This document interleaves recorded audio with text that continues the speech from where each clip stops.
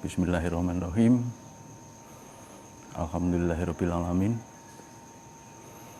Asyhadu an la ilaha illallah wa asyhadu anna Muhammadar Rasulullah. Allahumma sholli ala sayyidina Muhammad wa ala ali sayyidina Muhammad. Bapak Ibu yang dicintai dan dirahmati Allah, dimanapun berada, dari Sabang sampai Merauke,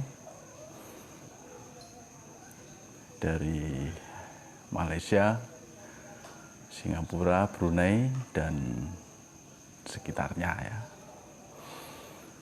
Dan semua pemirsa siaran langsung ini, semoga kita selalu mendapat rahmat, hidayah, dan cinta Allah Subhanahu wa Ta'ala sampai Yaumul Qiyamah. Bapak dan ibu-ibu yang dicintai dan dirahmati Allah, ya, yang mengikuti siaran saya tadi malam, saya mohon maaf karena sinyalnya tadi malam kurang banyak yang terputus, putus nyambung. Bentar, ini HP ini mengganggu. Ya.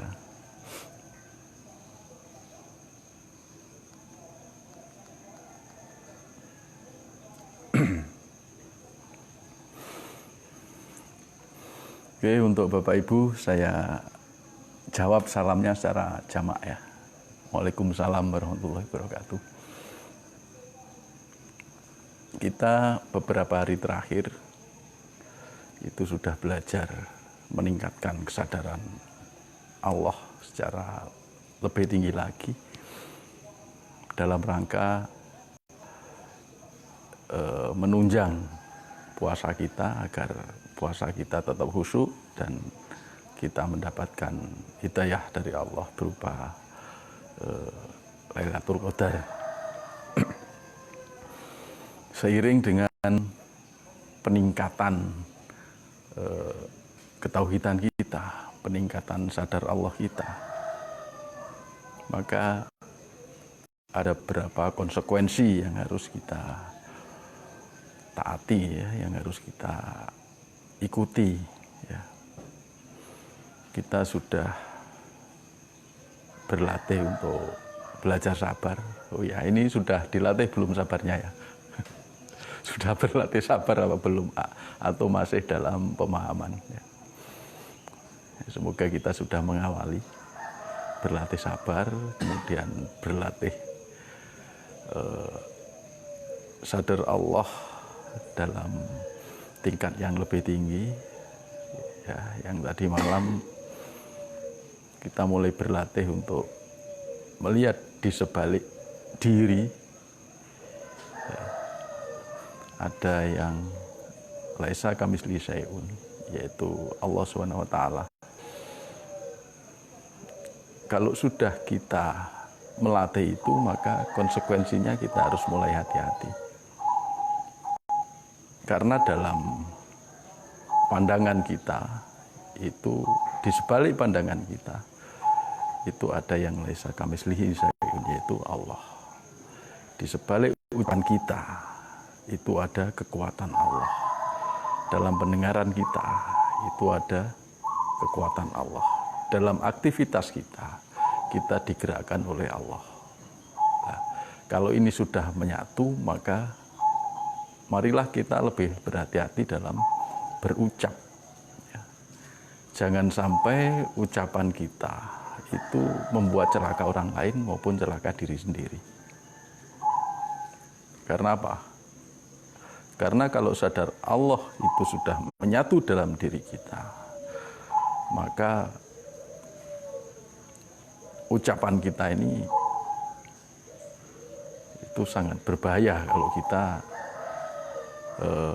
mengucapkan sesuatu yang merugikan orang lain, merugikan keluarga atau merugikan diri sendiri. Jadi kita mulai berlatih hati-hati dalam berucap, hati-hati dalam berpikir dan batin ya, istilahnya batin kita itu juga harus berkata, atau yang lebih tepat kesadaran kita harus berhati-hati dalam berkata-kata, walaupun tidak kita zahirkan dalam bentuk ucapan, kita harus berhati-hati. Dan ini juga harus diiringi dengan perilaku kita, itu harus kita tata. Nah, karena apa yang kita ucapkan, baik dalam kesadaran maupun terzahir di mulut, itu akan membawa satu kekuatan yang luar biasa.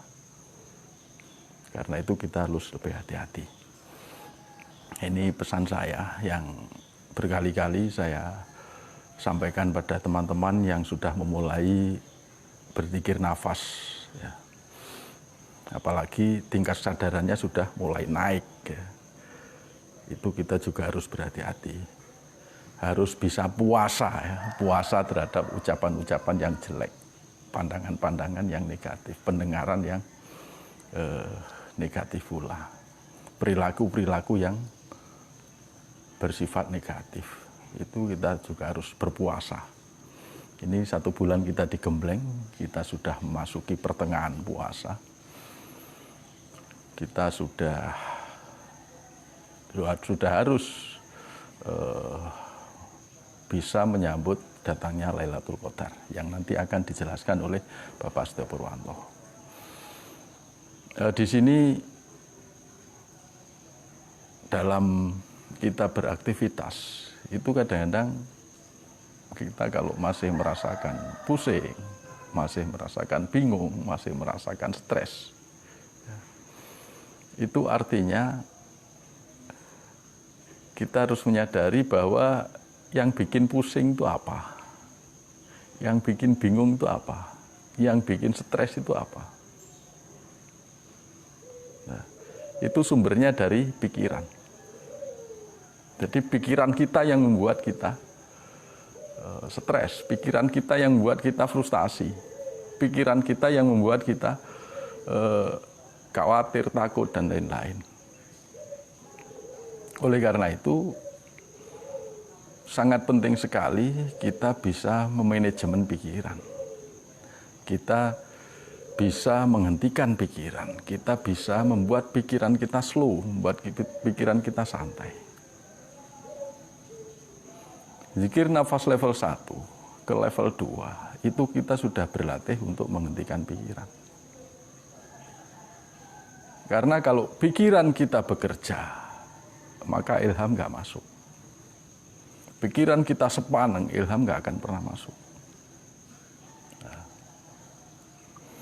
jadi kalau saya berbicara dengan bahasa sains, ya, itu ada pikiran, kemudian ada insting, kemudian ada intuisi.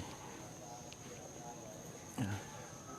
Kalau pikiran jelas, kalau insting ini dengan intuisi itu kadang-kadang kita sulit membedakan. Ini saya ngomong dengan bahasa sains, ya. Karena saya pikir jamaah ini sudah mempunyai tingkat pendidikan rata-rata, ya, yang lebih tinggi lagi sehingga bisa menangkap lah. Kalau insting itu munculnya karena kita ingin mempertahankan diri, ingin melestarikan kehidupan. Intuisi, ya,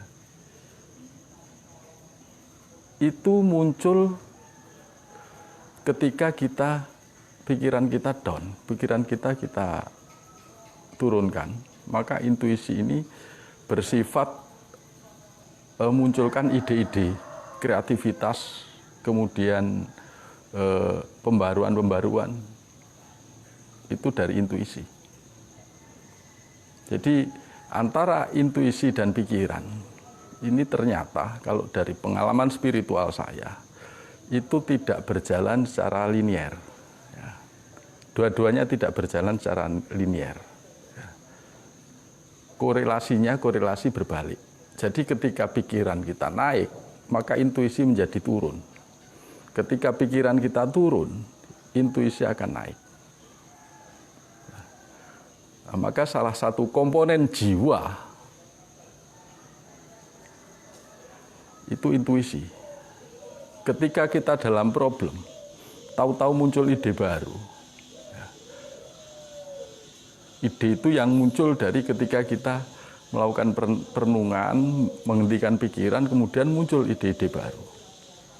Nah, itu intuisi. Jadi kita bisa peka terhadap ilham kalau intuisi kita berjalan secara maksimal. Ini kalau ditinjau dari sudut ilmu pengetahuan, sudut sains. Jadi bagaimana kita bisa untuk menurunkan pikiran kita agar pikiran kita santai, pikiran kita tidak berpikir secara keras sehingga sepaneng. Jadi PR kita itu kita bisa jangan berjalan di atas pikiran. Artinya aktivitas hidup kita itu jangan didasari pada pikiran. Tapi dasarilah dengan ilham, karena ilham itu perintah-perintah Allah ada di situ. Ketika intuisi kita peka, maka Allah akan menurunkan ilham. Gampang sekali kita menangkap ilham. Jadi tahu-tahu kita paham ini, paham itu, dan lain-lain. Itu dari Allah. Munculnya pemahaman baru tanpa kita belajar, itu muncul dari intuisi. Mungkin dalam bahasa lain disebut laduni. Jadi kalau kita rajin berzikir nafas, kita sudah terlatih menghentikan pikiran. Maka pada saat itulah turun ilham-ilham. Ya, pada saat itulah intuisi kita akan bekerja secara maksimal. Karena salah satu komponen jiwa itu ya intuisi itu. Jadi jiwa kita akan lebih peka terhadap ilham-ilham yang datang pada kita. Itu. Jadi bagaimana hidup ini agar damai, hidup ini agar tenang, hidup ini agar tentram. Istirahatkan pikiran. Berjalanlah berdasarkan ilham yang turun. Dengan turunnya ilham inilah kita bisa melakukan amanah tanda perintah dengan benar.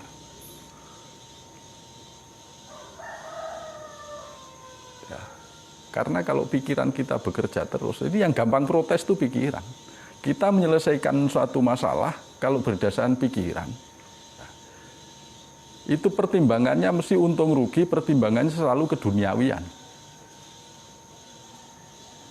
Dan kalau solusi nggak tercapai, kita akan stres. Karena dasarnya pikiran. Tetapi kalau dasarnya kesadaran, dasarnya ilham, pikiran istirahatkan santai, maka ilham akan turun. Tahu-tahu muncul, harus begini, harus begini, harus begini. Itulah ilham-ilham yang muncul. Ketika kita mengistirahatkan pikiran, intuisi kita akan bekerja secara maksimal. Ilham akan turun. Maka berjalanlah di atas ilham itu, berdasarkan ilham itu. Dulu saya ketika belum turun gunung, ketika masih sembunyi, saya punya 2 teman yang belajar bersama-sama dengan saya di Banyuwangi. Ya, yang pada waktu itu kita setiap malam minggu, itu mulai 9 malam sampai jam 3:30 pagi, itu melek. Ya. Di situ kita hanya tafakur, hanya bicara Allah. Saya sering kalau ditanya teman yang dua itu, ya, yang dua teman saya itu, bisa datang, Pak Jen, manut. Jawaban saya selalu itu, manut. Kesini bisa enggak? Manut. Situ bisa enggak? Manut. Ya. Tapi teman saya paham, sudah saya kasih tahu. Kalau saya bilang manut berarti manut Allah. Ya. Manut Allah.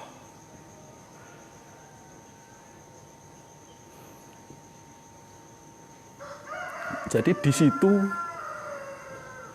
saya belajar tidak mengikuti pikiran tapi mengikuti ilham Allah.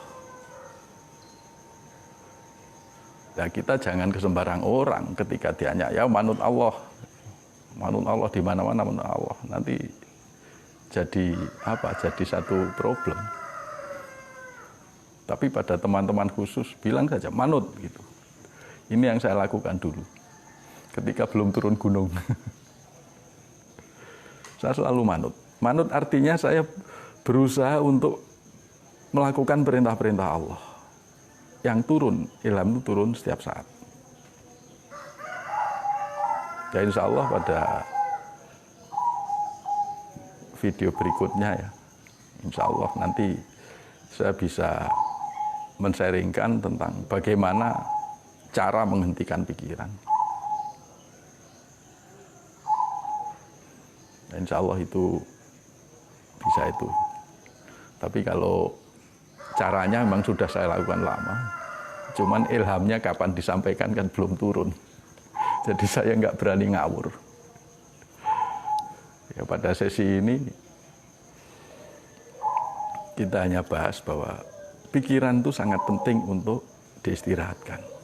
Tapi mengistirahatkan pikiran, membuat pikiran itu slow, ya, slow, nyantai. Jadi membuat pikiran itu tidak dominan. Yang dominan apa? Yang dominan itu intuisi kita. Agar kita semakin peka terhadap ilham-ilham Allah yang turun pada kita. Dalam bahasa lain, kesadaran kita atau jiwa kita itu semakin peka terhadap ilham-ilham Allah. Ini penting sekali. Jadi kita bisa melakukan amanah itu betul-betul berdasarkan perintah Allah, bukan perintah pikiran. Nah ini semoga ini bisa memberikan satu tambahan motivasi agar kita tidak stres dalam menyikapi hidup, agar kita bisa merubah diri kita melalui media Ramadan ini, dan kita senantiasa mendapat Lailatul Qadar, senantiasa mendapat hidayah, mendapat penerangan, mendapat cahaya dari Allah Subhanahu wa taala. Demikian pengantar saya, nanti materi yang sebenarnya akan disampaikan oleh Bapak Setio Purwanto. Saya mohon maaf, billahi taufiq wal hidayah. Assalamualaikum warahmatullahi wabarakatuh.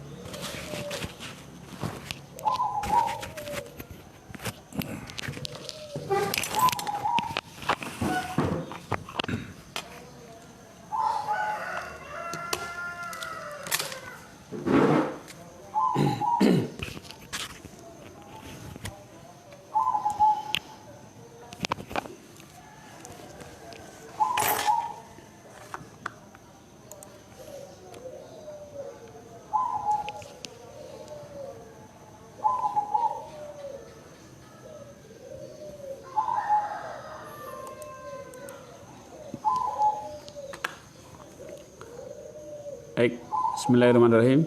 Assalamualaikum warahmatullahi wabarakatuh. Sahabat dan rekan semua, marilah kita panjatkan rasa syukur kita kehadirat Allah Subhanahu wa taala atas segala nikmat dan karunia-Nya, sehingga pagi ini kita masih dipertemukan Allah dalam program live streaming Padepokan Pak Trap Surakarta. Sebentar.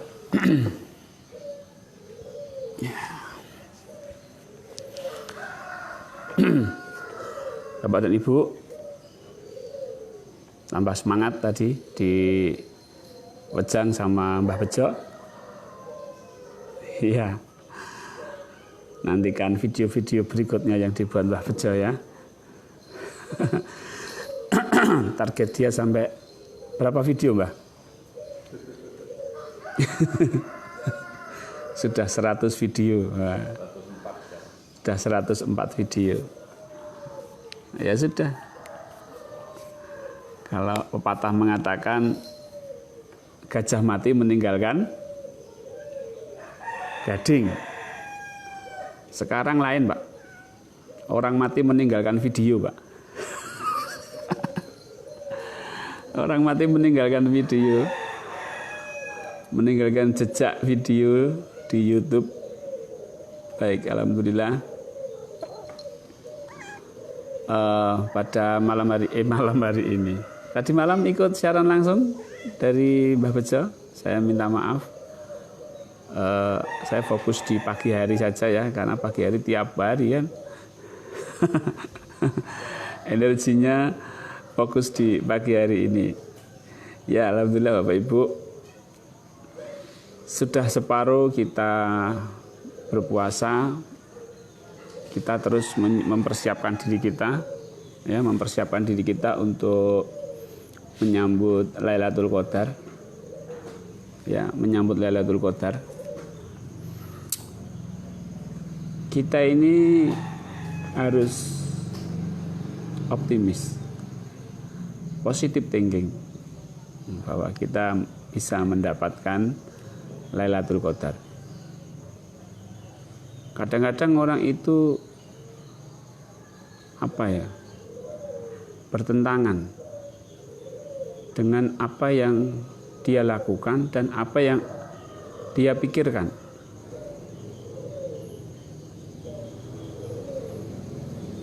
Ya, jadi ada semacam pertentangan. Dia menjalankan ritual Lailatul Qadar tapi nggak yakin dapat. Maka tinggalkanlah ego kita, Bapak Ibu. Ego itu bukan sesuatu yang lebih, bahkan kurang itu pun termasuk ego. Misalnya apa? Ego sebagai orang miskin. Nah, orang miskin itu juga egois. Orang miskin egois. Orang awam, orang yang kotor misalnya. Kalau dunia menganggap kotor itu adalah orang yang egois. Ya, orang yang bersih itu pun juga egois. Orang kaya menganggap dirinya kaya, egois. Orang miskin menganggap dirinya miskin, egois. Jadi lepaskanlah itu semua, Bapak Ibu. Kita menjalani Lailatul Qadar itu melepaskan itu semua, melepaskan keegoan kita. Sudahlah, perintahnya Allah apa jalankan. Jadi kita ini jangan menganggap diri kita ini sesuatu sebagai orang awam, sebagai orang pendosa, sebagai orang kiai, sebagai orang alim, sebagai orang yang harus dihormati. Jadi keegoan itu harus hilang. Jadi keegoanlah yang akan mengikis perilaku-perilaku tidak baik. Kalau kita kembali ke fokus materi kita kali ini tentang Lailatul Qadar, maka syarat utamanya harus kita hilangkan ego kita.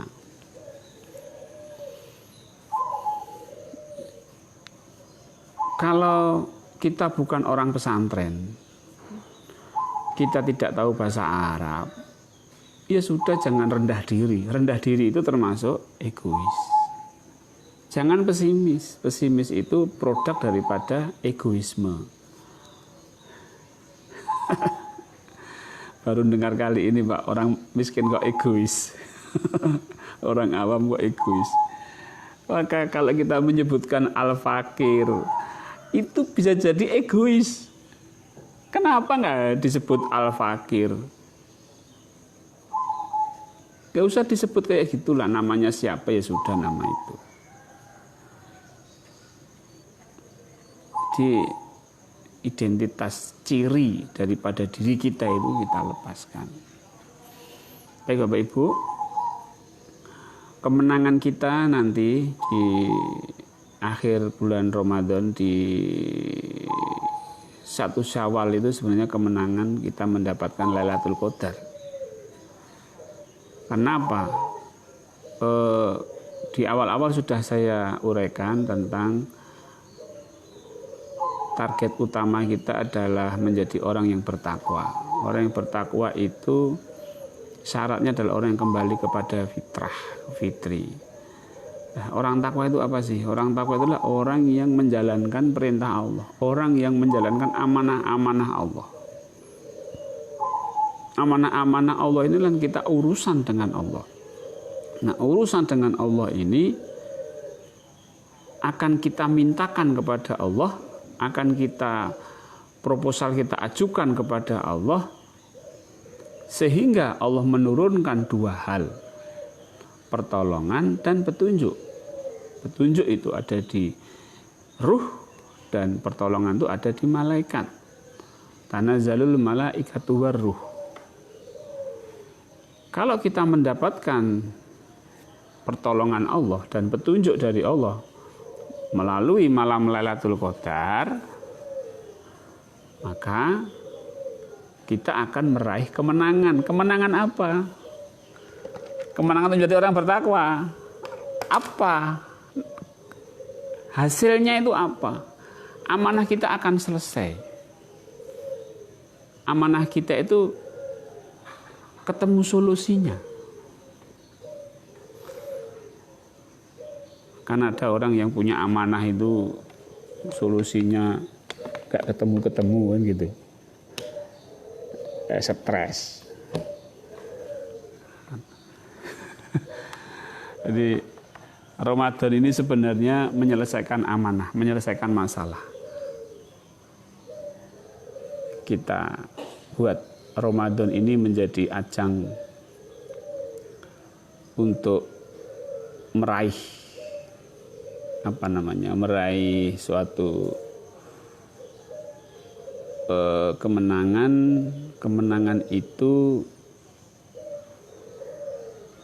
kita dapatkan dari pertolongan dan petunjuk Allah Subhanahu wa taala. Bapak Ibu, kalau orang zaman dulu itu dia menggunakan puasa, riyadhah itu untuk tujuan tertentu. Mungkin Bapak Ibu pernah ingat yang sudah seusia saya mungkin. Dulu waktu saya kecil, nek pengen ujianmu lulus, kalau ingin ujian atau tes itu lulus di sekolah, puasa. Saya disuruh puasa. Jadi puasa itu punya tujuan. Kenapa? Disitulah terpendam atau pengaktifan alam bawah sadar saya untuk semangat mengerjakan tes. Ya, jadi orang-orang zaman dulu memang tidak bisa menjelaskan alam bawah sadar dan sadar. Tapi perilakunya itu lebih banyak bawah sadar. Dengan simbol-simbol, dengan puasa. Nah, kita ini juga diajarkan oleh Allah untuk mengaktifasi bawah sadar yang kadang-kadang tidak kita sadari dengan puasa, dengan iktikaf. Jadi ini yang harus kita pahami, gitu ya. Baik Bapak Ibu, bulan Ramadan ini bulan penuh berkah, artinya penuh kekuatan, penuh daya. Bulan Ramadan ini penuh power, penuh energi. Bulan Ramadan ini penuh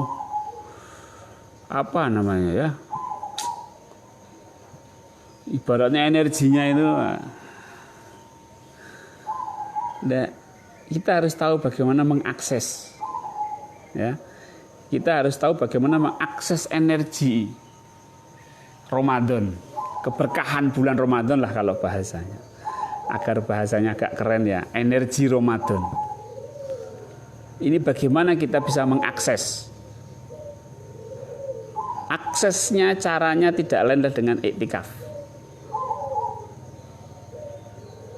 Dengan iktikaf. Persiapannya melalui apa? Puasa, baca Quran, sholat, wirid, zikir nafas. Itu apa namanya? Persiapannya. Nah, Bapak Ibu,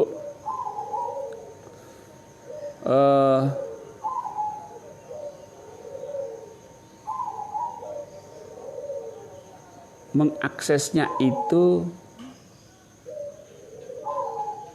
dengan cara kita mengaktifasi ruh kita.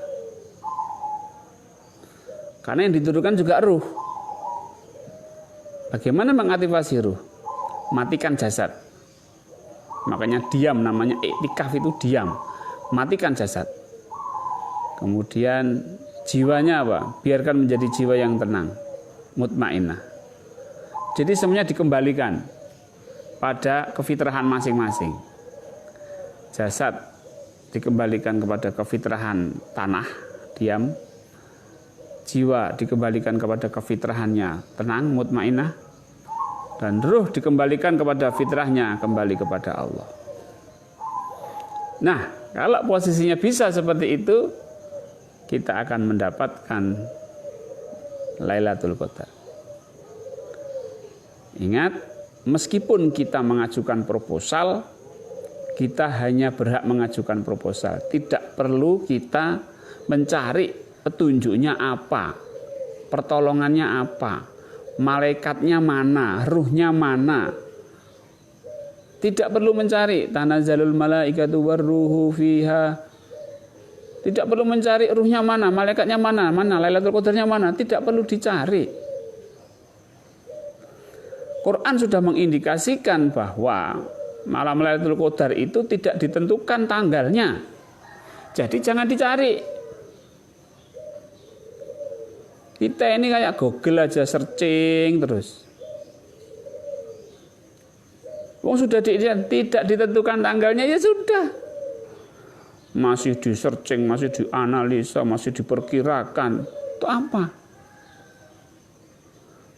Kalau Rasulullah menyebutkan waktu ganjil, ya ganjil itulah kita lebih sungguh-sungguh daripada genap, begitu loh. Tapi bukan terus kemudian, oh ini tanggal ini ya, 25 ya, oh 29 ya, enggak perlu searching. Apanya yang perlu di searching? Kita enggak tahu. Dan Quran pun sudah menyatakan begitu. Rasulullah pun tidak ada ininya. Waktu yang sesuai, yang pas itu yang tidak ada. Jadi lakukan sajalah. Kadang-kadang pertanyaan timbul, kenapa Lailatul Qadar iktikaf? Tapi Rasulullah kok iktikafnya kok sampai pagi, kan sampai siang? Ya karena Rasulullah nggak searching. Nah, kalau Rasulullah itu nyari-nyari Lailatul Qadar ya, beliau hanya melakukan waktu-waktu tertentu. Beliau tuh iktikaf tidak mencari Lailatul Qadar. Beliau hanya menjalankan perintah Allah untuk beriktikaf, berdiam diri di masjid. Wah, sudah mengajukan proposal itu saja. Ya, cukup dengan mengajukan proposal, Bapak Ibu. Nah, baik. Jadi tema kita kali ini meraih kemenangan dengan Lailatul Qadar, itu artinya bahwa kita mengajukan proposal saja sesuai dengan urusan kita dengan Allah apa, amanahnya kita apa, itu yang kita ajukan. Ya. Amanah itu yang khusus. Amanahnya maka pelajarilah pelajaran ATP yang saya rancang itu. ATP, amanah tanda perintah itu dibuat. Jangan amanah adalah menjadi orang yang soleh. Itu terlalu umum. Ingin bahagia dunia akhirat, terlalu umum. Proposalnya itu yang jelas gitu loh. Yang kita ini sedang perlu apa sih? Ini yang repotnya kalau kita nggak tahu amanah kita itu apa, itu yang repot. Makanya kita Lailatul Qadar ini nggak perlu belajar ya. Maka perlulah Bapak Ibu mungkin perlu menuliskan dululah amanah-amanah hidupnya apa gitu ya. Ayo sebagai apa? Yang paling berat lah, masuk mumpung Ramadan mengajukan amanah yang sepele-sepele, pengen punya handphone. Wah. Terlalu amanah itu yang besar tapi fokus gitu loh. Misalnya apa? Belum punya rumah. Dari dulu sampai sekarang jadi kontraktor. Misalnya, ngontrak sana, ngontrak sini, pindah-pindah. Ya Allah, saya ingin punya rumah sendiri. Ajukan proposalnya ke Allah, sudah beriktikaf di situ, riyadhah batin. Riyadhah zahirnya kan menjalankan amanah-amanah, tapi riyadhah batinnya itu yang harus kita kuatkan di dalam bulan Ramadan ini. Iktikaf itu riyadhah batin, menguatkan batin kita. Karena apa? Karena yang akan merubah kaum itu adalah yang akan merubah nasib kita itu Allah, tapi itu diawali dari mindset kita dulu. Nah, untuk menguatkan mindset itu pakai riyadhah batin. Nah, enggak punya rumah, dipakai untuk mengajukan proposal. Kita punya anak yang mungkin kurang sesuai dengan keinginan kita. Kita riyadhah batin di situ. Ajukan proposal, ya Allah, anak saya yang kedua ini, amanah Engkau ini, bagaimana ya Allah, hamba mohon solusi, pertolonganmu. Ajukan ke Allah. Jadi hal-hal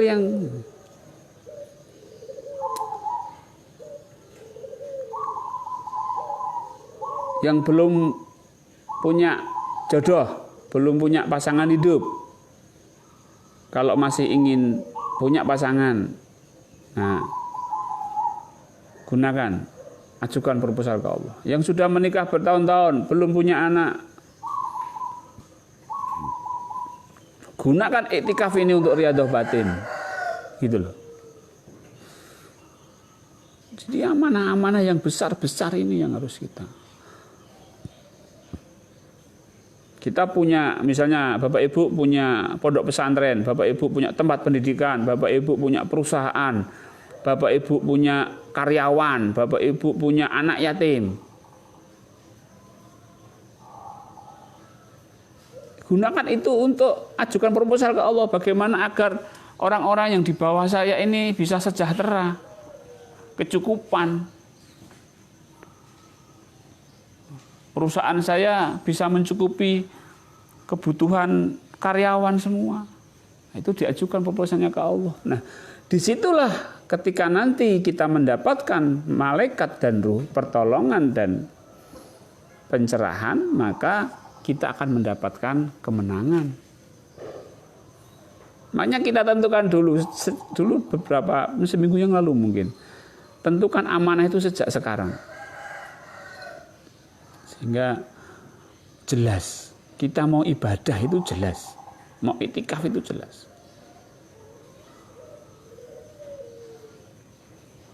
Tapi jangan egois ya.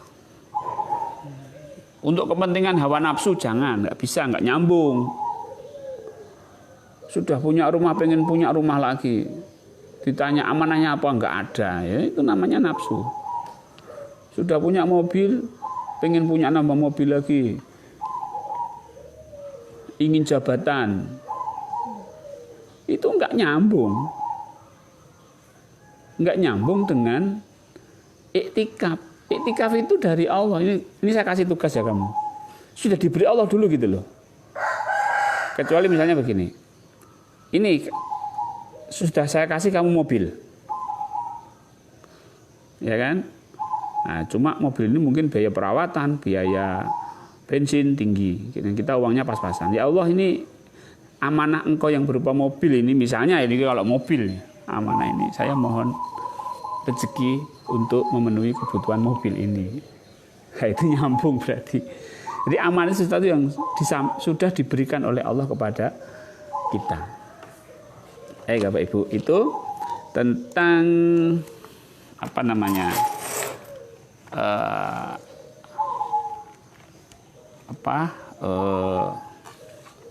Kemenangan kita dengan Lailatul Qadar. Ya. Kita harus mendapatkan petunjuk Allah dan pertolongan. Jadi mendapatkan Lailatul Qadar itu bukan terus kemudian setelah mendapatkan jadi wali atau kemudian begitu. Enggak. Kita etikaf di masjid, kemudian kita mendapatkan petunjuk dari Allah. Kamu harusnya lebih sabar. Petunjuknya sederhana. Kamu harusnya lebih sabar menghadapi ini terhadap masalahmu yang sedang kamu hadapi ini. Itu sudah. Karena itu sebuah pertolongan dan petunjuk dari Allah Subhanahu wa taala. Bukan digambarkan dengan bulan purnama. Itu. Oke.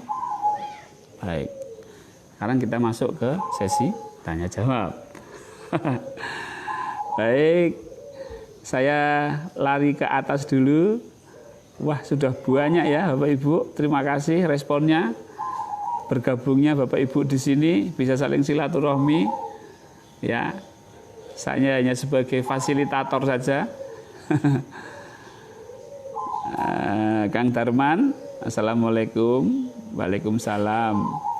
Tadi malam itikaf seperti dibawa terbang tapi tidak melihat apa-apa. Ya sudah, itu sensasi. Yes. Ketika kita masuk ke wilayah terbang, kemudian tidak ada apa-apa, proposal kita ajukan. Gitu. Ini ya Allah, hamba mohon pertolongan dan pencerahan dari-Mu ya Allah. Itu. Diajukan itu, proposalnya diajukan. Pokoknya saya ingin sukses menjalankan amanah-Mu gitu loh intinya. Intinya dalam pengajuan proposal itu, saya ingin sukses menjalankan amanah dari-Mu ya Allah. Itu. Jadi itu ya Kang Darman, itu sensasi ya. Nah, tapi itu tanda juga bahwa ketika sudah terbang tidak ada melihat apa-apa. Nah, itulah proposal diajukan. Oke. Seberapa persenkah menggunakan pikiran dalam menjalani kehidupan ini? Karena ilham merupakan hal yang penting. Ya, pikiran itu untuk menangkap ilham. Kadang-kadang ilham itu melalui pikiran. Jadi lebih utama mana? Lebih utama ilham. Karena ilham tidak hanya masuk ke dalam pikiran, bisa masuk ke hati, masuk ke keadaan-keadaan di sekitar kita, kadang dari orang lain, masuk melalui orang lain, kan gitu. Ya pikiran itu gunakan untuk menangkap ilham. Dan pikiran itu menjadi apa? Penerima saja dan pengolah, bukan mencari. Jangan mencari. Diutak-utik masalah, dicari-cari solusinya, ya nggak ketemu, udah diem aja. Nanti ilham turun, nah baru solusinya. Gitu Pak Ali. Pak Effendi ikut merenungi? Iya. Oke Pak Effendi, terima kasih. Assalamualaikum, bagaimana caranya intuisi lebih dominan daripada pikiran itu? Ya, tadi gunakan, jadi amanahnya jelas, caranya benar, nah, nanti dapat. Caranya itu ya diem. Kalau metodenya diem, pengantarnya pakai DN seperti yang kemarin kita jelaskan. Budiah, silahkan diputar lagi video saya sebelum ini, mungkin akan dapat membantu. Kemudian Pak Ibrahim dari mana? Pasir, Kalimantan. Ya, selamat gabung. Pak Sartono, selain dengan dansa untuk menambah ketakwaan dan mencari lurus menuju Allah, belajar metode patrap baik 1, 2, 3 dan seterusnya. Untuk bimbingan patrap di Padepokan Patrap Pak Pur tentunya setelah berakhir wabah. Iya Pak Sartono, nanti setelah wabah berakhir silahkan Bapak Ibu untuk datang ke Padepokan. Kita belajar DN, belajar patrap dan lain-lain. Kemudian Pak Dani dari Kutai, Pak Hendri Johari, kok dihapus? Ya, Pak Purnomo Solo, ya Pak Salimul, Pak Kamei, wah Gresik hadir. Oke, Pak Hendri, waalaikumsalam. Pak Salimul, jihad. Apakah ada tanda alam dan tanda kata itu? Tidak ada tanda alam itu. Mau diberi tanda apa? Kecuali hadisnya menyebutkan tandanya seperti ini gitu ya. Saya nyari hadisnya nggak ada, pendapat ulama banyak. Ya, tanda-tanda alam itu nggak ada. Hening, ya. Setiap malam ya hening. Sejuk ya, setiap pagi mesti lebih sejuk. Susah. Memang tidak ada tanda-tandanya itu. Wong itu urusannya bukan dengan tanda-tanda turunnya itu kok. Bagaimana kita dapat membuat sebuah urusan dengan Allah, kemudian kita beriktikaf, ya sudah itu. Ya, tandanya ya, misalnya ini tanda, misalnya alam ini sumo ya, sumo. Pagi-pagi sumo, jam 2 itu, jam 1 sumo. Tapi bisa saja tandanya nggak bagus, terus kemudian kita beriktikaf dapat Lailatul Qadar, ya bisa aja. Jadi tidak ada tanda alam Pak, menurut saya, tapi kebanyakan pendapat ada tandanya. Ya, tandanya setiap orang juga berbeda-beda. Ya gimana? Nggak ada yang kompak. Mohon maaf Pak Pur, mau tanya perbedaan bahasa hati dan bahasa jiwa, bahasa batin. Ya hampir sama Pak itu. Kalau saya menganggap itu sama. Ya, begitu Pak Makmun Imron. Karena dua bahasa, bahasa lisan, bahasa verbal dan bahasa hati, bahasa jiwa, hampir sama. Pak Muhammad Amir, ada yang berpendapat kalau Lailatul Qadar itu cuma ada di bulan Ramadan, tapi ada setiap saat selalu ada Lailatul Qadar. Ya, ini yang kebanyakan Lailatul Qadar itu di bulan Ramadan, ya. Tapi apakah tidak ada pencerahan-pencerahan di bulan lain? Oh, ada. Cara etikaf itu gunakan selain di bulan Ramadan, nanti bisa juga dapat. Gitu Bapak Ibu. Ya Pak Sunasti, apa kabar? Pak Pur, Bu Ertati, bagaimana beda alam bawah sadar yang banyak dijelaskan dari musikologi dan alam sadar? Wah ya, itu Islam itu mengajarkan di dua alam ini, alam bawah sadar dan alam sadar. Wah ini menarik kan? Sholat itu meliputi dua, aktivasi bawah sadar dan aktivasi sadar. Nah, gitu. Turun. Nanti kabelnya kamu cokot.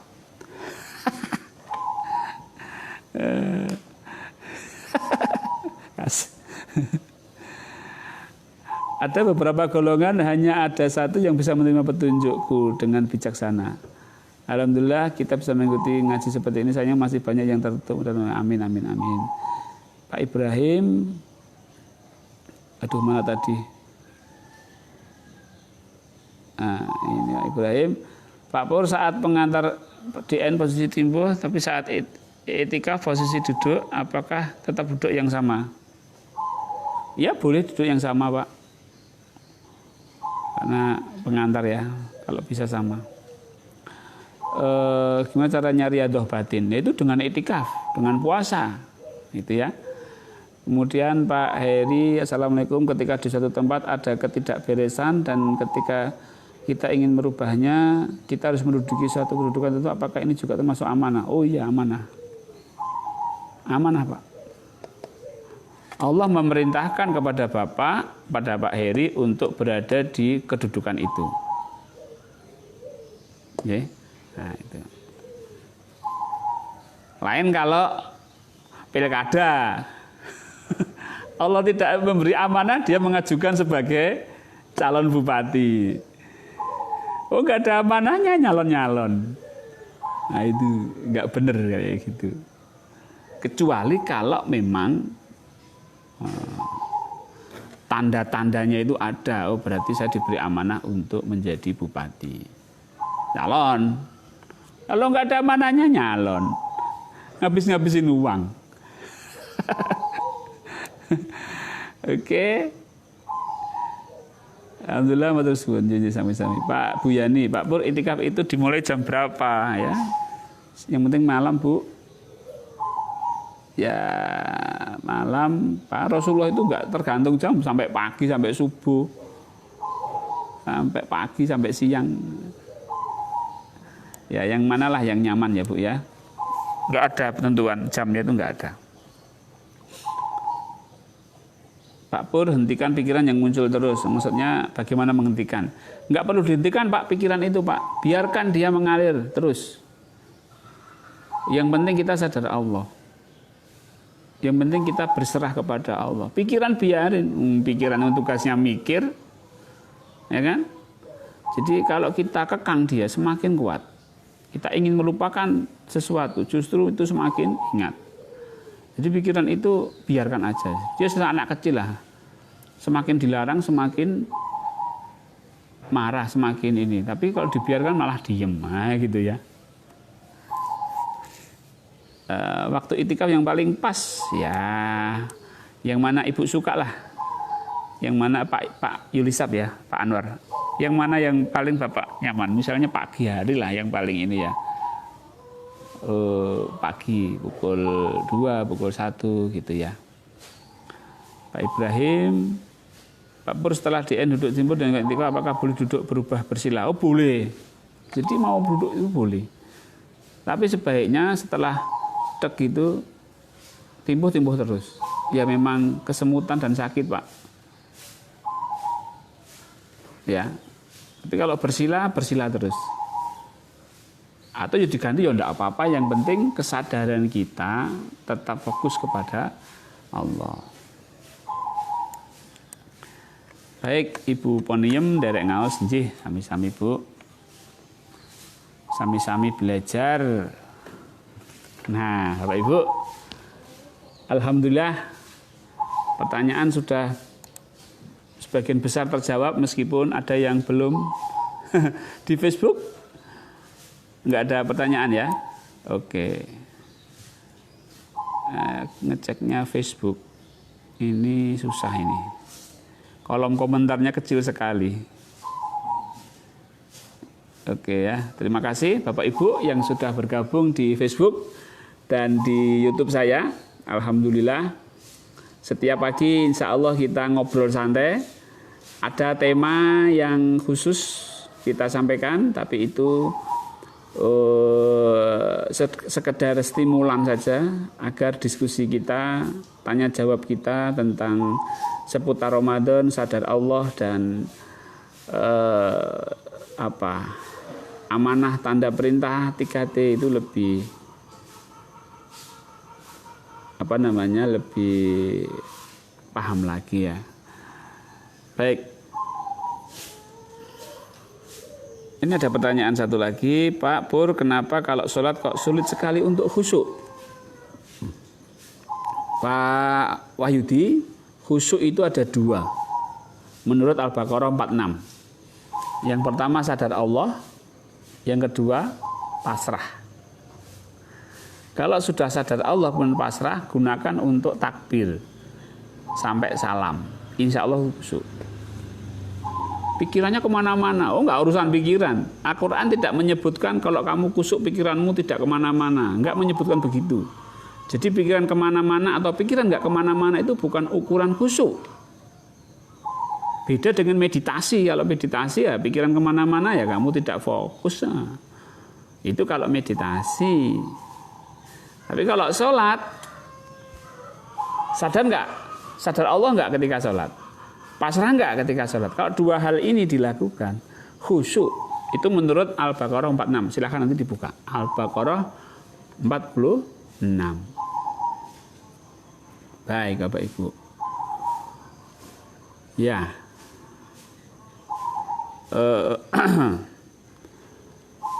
Insya Allah besok pagi kita akan berjumpa lagi di channel dan akun Facebook yang sama, Setio Purwanto.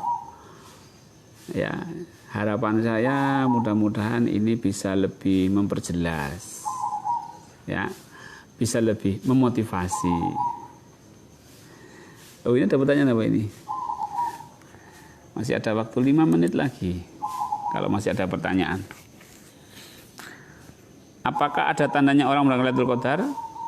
Wah, ada kalau orang-orang. Apa tandanya? Setelah menjalankan Lailatul Qadar itu rasanya itu seneng gitu ya. Rasanya itu bahagia gitu. Masyaallah, alhamdulillah. Nah, itu orang kena Lailatul Qadar itu. Rasanya itu seneng. Kayak orang mendapatkan suatu apa ya? Ya, namanya orang mendapatkan petunjuk dan pertolongan Allah itu gimana sih rasanya? Masalah yang berat itu, wah, alhamdulillah ketemu solusinya. Itu. Tandanya gitu ya, Pak Nur Rahman. Pak Muhammad Basri, katanya dia wukuf atau itikaf yang sebenarnya itu menggetarkan 7 petala langit. Apakah diamnya di level 4? Iya. Makanya di DN itu sebagai pengantar iktikaf, ya, pengantar iktikaf itu meluaskan kesadaran dulu sampai tak terbatas. Tak terbatas itu ya 7 petala langit, 7 petala bumi. Kemudian kesadaran yang tak terbatas ini kemudian dibawa ke Allah. Itu menggetarkan. Makanya gerakan DN ini kayak sederhana, tapi kalau diikuti luar biasa. Loh, enggak sombong, enggak. Karena apa? Di awal, di level 1 itu sudah masuk kepada alam tak terbatas. Setelah itu getar, Allah masuk lebih dalam lagi, hilangkan getarannya, fokus kepada Allah, laisa kamitslihi syai'un, wah sudah.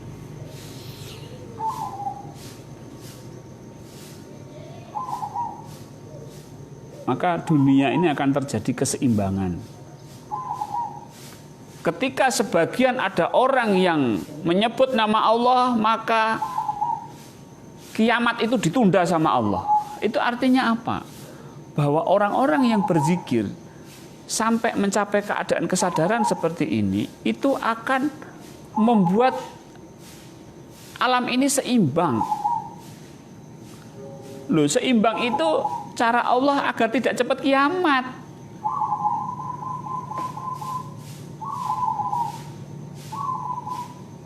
Apakah seimbang itu bisa menyebabkan keseimbangan itu bisa menyebabkan kematian? Oh, bisa. Loh, kok begitu? Lah itu kemudian Merapi meletus, gel, panas bumi keluar. Nah, ya kan? Ada korbannya nggak? Ada. Tapi apa? Alam seimbang. Sekarang coba, kalau Allah tutup semua gunung Merapi itu, panas bumi nggak bisa keluar, panasnya terus ini meledak itu satu bumi ini meledak semua, kiamat sudah. Jadi kita jangan terlalu suudzon dengan nama kehendak Allah itu ya. Bencana alam, tsunami,